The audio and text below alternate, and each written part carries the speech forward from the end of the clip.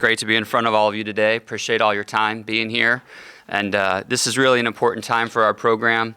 It's definitely a time that I want to just say that it's time to rally around this program, right? We need everyone who supports it, everyone who's been a part of it, alums, fans, season ticket holders, everybody to jump on board and give this program the support that it needs right now and really give it all to our new coach. So I want to just talk about how it's a really great day for me personally, I think for all of us associated with the program to start pivoting to move forward and really do some great things here at Miami with women's basketball. So an exciting time for us.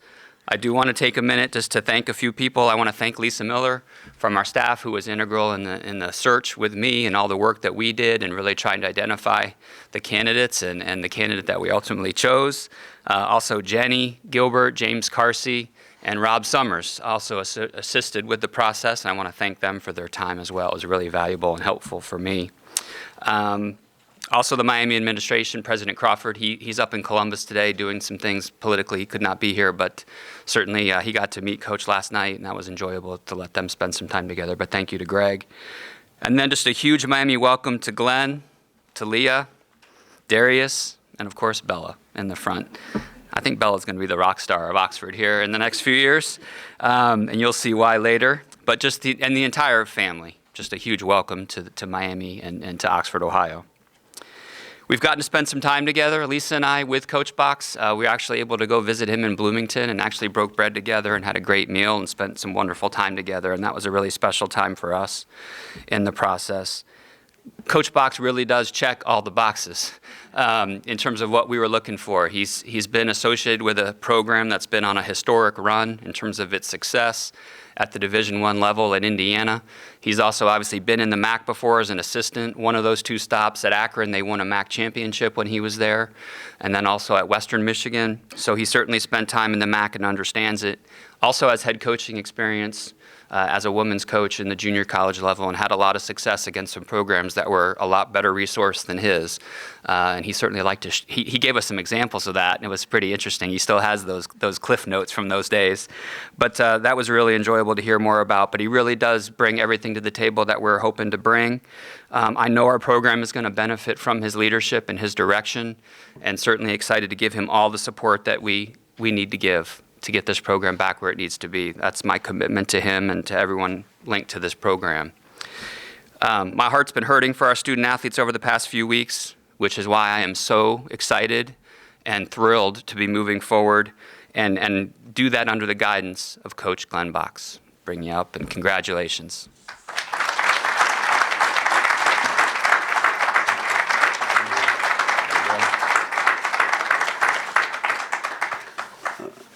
First of all, I want to make sure that I express my gratitude. I'm extremely, extremely thankful to be here.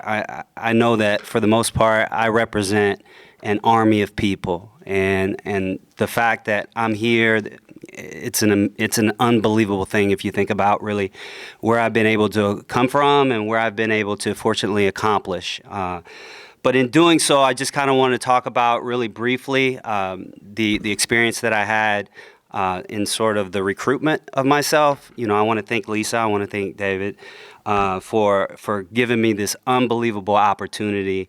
The fact that they were willing to really, so to speak, stick their arm around me and bring me here, because ultimately that's what they did. I had the best, assistant's job in America, and I'll talk briefly about all of my stops really quickly, because in order to really for you to understand who I am and what we're about and what we're going to do and how we're going to accomplish, I have to honor these people. So, that's really, what I want to do.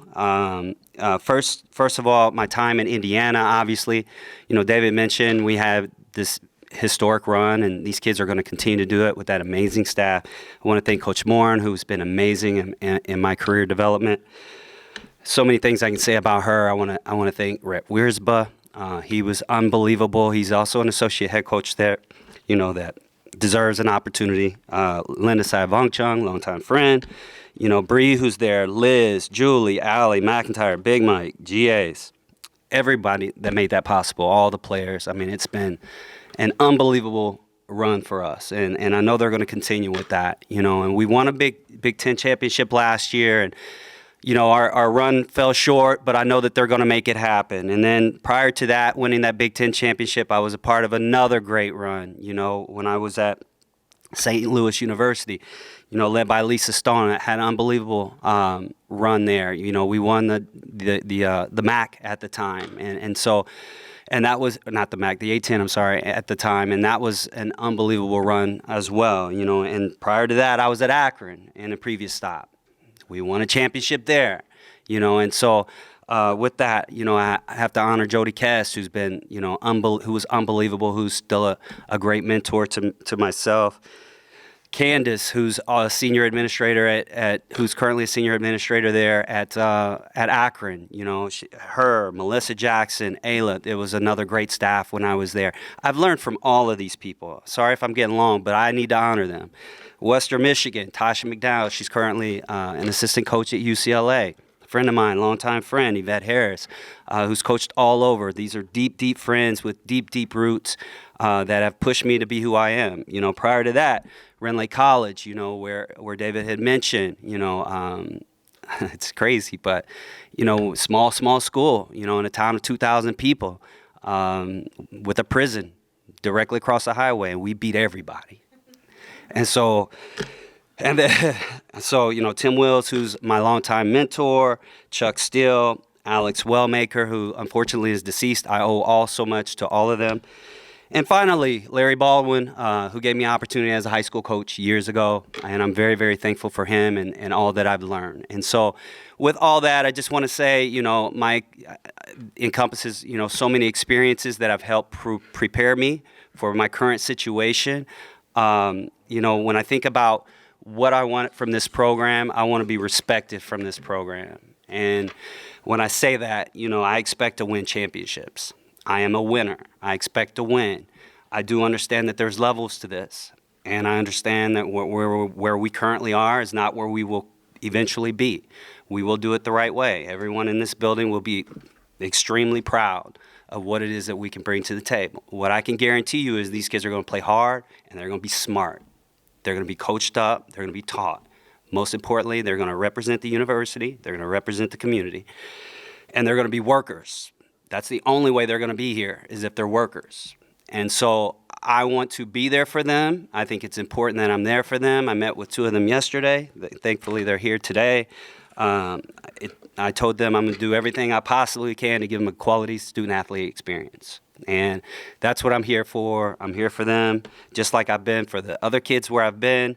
And I, you know, I want to be present with them, for them. Whatever they need, I want to be there for them. I think when you think about this program, you know, as far as what to expect, you're going to eventually see consistency.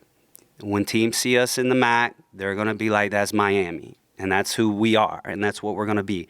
Every year, we're going to eventually be in a position to compete for championships. That doesn't guarantee championships, but we certainly will be in the conversation. And from that point on, I expect NCAA berths. I am a winner. I expect to win, and that's how I feel, and that's the direction we're going to take this program, you know, moving forward. So I'd like to open this up for any questions and. For anyone need anything answered? Hey, Coach, welcome to Oxford, first of all. Thank you. I just wanted to kind of ask if you could expand a little bit on your coaching philosophy and your program building philosophy. Do whatever I need to do to win. I've been fortunate to win so many different ways. I've also, which I think is equally as important, when I first made the jump from JUCO to this level, sort of a leap of faith. You know, I've been a part of some losing programs early in my career at the Division I level, so I understand red flags. I understand team chemistry. I understand what poor locker rooms look like, and I do understand the entire psychology of what it is that we do. With that being said, I'm also not the type of person that's sticking with. I'm also not the person that's going to put a round peg into a square hole. I'm going to find out what works, and we're going to rock with it. Now, with that being said, that's currently. Eventually, long term, if you think of Toledo, which they've obviously have had an amazing run, that's what our program will ultimately look like. Trisha Coleup and I, we share a common background. We share some relationships. We share some beliefs and philosophies. And so I think ultimately in the long run, that's what you would see from our program, eventually what that looks like. So. Hey, Coach. I'm just wondering, what are some of your kind of first priorities now as you come in here over these next couple of weeks, just sort of the first things you want to get done over this first month or so in Oxford? The first thing I wanted to do was meet the kids yesterday. I've been able to meet a couple. I've been able to speak with most of them, including those that are currently not with the team right now, whether it's conversation or text. So with that being said, that was my number one priority, to start to build relationships. Now I have to build a staff. I think there's a great sense of urgency on my part. I have some ideas of what my staff's going to look like. I have some people in mind eventually what it will look like. But as soon as I get out of this building, I'm moving forward towards what I need to do as far as building a staff. So. Coach, obviously this position came open pretty suddenly a couple of weeks ago. Can you just kind of describe the chain of events that led to you becoming the 10th head coach in Miami women's basketball history? Yeah, so Thursday night, Friday night, I slept really bad, right? So I had a really too poor night to sleep. My wife made me work in the yard, and I want to make sure I did not honor my wife and my kids and stuff like that. So I took some melatonin and I was out, and I had a great night's sleep, right? And then David called. And I promise you, this is exactly how it went. I always try to answer my phone. I saw my phone, and I was asleep. It was 9:30, but this is the best sleep I had. And so I looked at it. I let it ring for like 2 times, and then I was like, oh, no, I'm not answering it. And then it rang again, and I was like, you know what? I better answer it. I didn't recognize the number, and it was him. And for the most part, we briefly talked. We briefly had a discussion. We met Saturday night via Zoom with Lisa Miller, and the next day they came to my house, and it felt really good to be, recruited. And so, they gave me their vision. They presented their vision and what they wanted, and they without offering me a job the whole time, they gave me the belief that it was my job.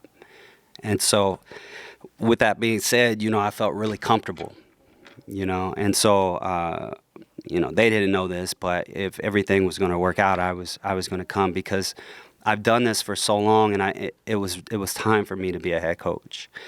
And although I was already mentally gearing myself for our next year, our next title run that we were hoping to have at Indiana, I knew that I knew it was my time, and I knew it was right. And so, basically all the stars aligned, and I'm here. I accepted the position Sunday night, and, I had to tell the staff yesterday morning, and I met some people, and I was in the car. Before you know it, I was here, running around. So that's how it went. So. I think a lot of us probably saw the type of atmosphere that was around Assembly Hall when the women's basketball team was playing last year, the sellouts. What was it like playing in that atmosphere, and do you have a plan to try and get something like that here at Miami? Yeah, that's kind of a long-term answer, or long answer, but I will do my best to summarize this. I also did not honor our fans at Indiana. They were amazing. I checked my Twitter late last night.